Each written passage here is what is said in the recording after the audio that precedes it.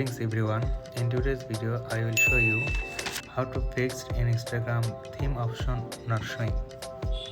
So first of all, you have to open up the settings, then scroll down and find out Instagram apps. Click on Instagram apps. Now you are seeing that there have two options: upload app and delete app.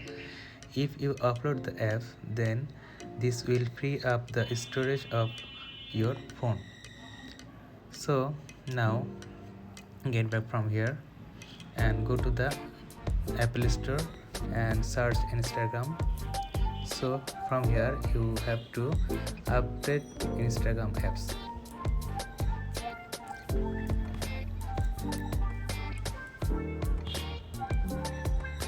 Once you update your Instagram, you have to go back to Instagram and refresh it. So this is how you can fix Instagram theme option is not showing.